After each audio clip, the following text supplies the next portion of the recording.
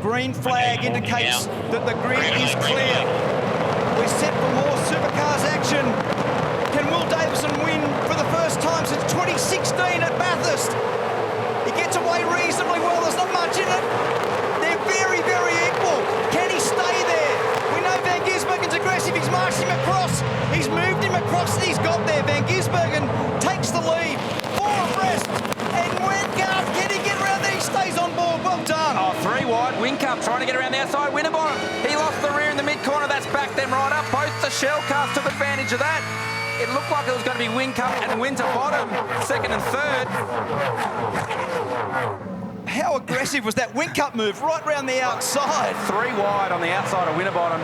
And then Winterbottom had that moment through the middle of one, and that's opened the door for the 2 Shell V-Bow Mustangs. Davison back to second, Di Pasquale into third. But it's such an even start for that initial phase between Van Gisbergen and Davison off the line. It was that secondary part of the start that we often talk about, where you really start to bring the 650 horsepower in. For me, if I was a betting man, I'd say he's going to go long here. And then he's going to then wait, well, as soon as the pit window opens, and potentially second, third, fourth on the track, they pit, and then that's when Shane will put the hammer down. So that's something to keep an eye on over the next couple of laps, because the pace is certainly not what we saw yesterday. Should I duck down to the tab with that one? Well, I wouldn't put your house on it yet, Scapey. Okay, Maybe just $5. We'll see how we go with that one. But yeah, we'll responsibly, folks. So there's going to be some people on the radio. Have you heard this so far? Because there's chat already about stopping early. Certainly held up. Here we go. There's a replay now that we haven't caught. Kurt Kostecki into the back of Zane Goddard, running up into the hairpin at turn 6. And Goddard around. Let's see from the reverse angle.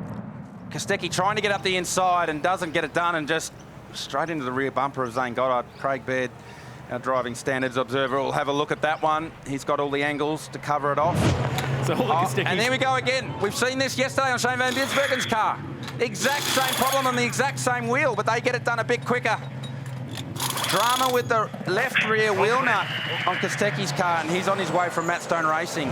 So it looks to me like the rear of Tim Slade has got some diffuser damage under the back of the Cool Drive Mustang. Got a good shot of it. There you go. And it's actually had a hit. That would have been probably up into the valley at turn 6. There's always a concertina effect there. All the guys are looking at how this is now. High in the lane, and they're going under the car now. We don't see this often. There's a drama here to be doing this. That's going to wreck any result for Scott Pye. I don't think that was anything to do with an adjustment, because I didn't see anything happen on the other side of the car. So we'll try to get to the bottom of that as to what they were doing, where there was a little glitch, little issue on the left rear. So Scott Pye has now fallen all the way down to 20th. So he's in behind Slade. Off the road now for Randall. That's down at turn 1. That's easy to do down there, over brake. And because it's bumpy, it's hard then to get the car stopped over those little road irregularities. And the car tries to run itself wide, reduce the brake load, and just run it down the escape road. Nice job. So comparing that to his fastest lap was a 6.91. Oh, we cut off that. I thought that was going to be close. It is close. Still is. But he's on the wrong side. Whitcup will not get that done around the outside. There is no way he can drive around there. So Mostert prevails. That was very close. And that little bit of a bump, I love that, right? Because that's actually what we're talking about. You can see that tyre mark, that witness mark on the right-hand front, that has actually connected with the left-hand rear tyre of Mostert's. So they're the little gamesmanship things. Little bump, little bump, little bump. Now there's a double whammy here coming, because you just predicted it. He's got to run, but so's Frosty. So if you mark Winterbottom, here we go. Wingcup. Here we go. He's in there. Can he stop it? He's deep. Mostert lets him go. Goes for the over and under. Now we're side by side. Good racing. Exactly right, Mark. They've swapped positions on the racetrack 3 times in one corner. They're still side by side through 2 and 3. Whincup's on the inside. He'll get it done now if he can get it stopped. Great racing. That was superb stuff there by Wingcup and Mostert. Mostert won't need to defend that one. You can defend your line at the end of the race. So then what you need to do as Winterbottom is try and position Mostert where he doesn't want to be on the racetrack. And then that creates an opportunity for you later in the lap. I don't know that Winterbottom's got the overall pace extra than what Whincup had over Mostert. Looks like he's there and he's got speed on him, but not as much as Whincup had over Mostert. So that's not going to stop him having a crack, though. With a lap to go, he needs to get closer. So it's important now to get a good run off the final corner. We run off the turn 11 through 12 and down to the final corner at 14. Get a good run there. Whincup, Van Gisbergen. Superb. Absolutely superb. 7th win of the year for 2021. Maximum points for Van Gisbergen. Great drive.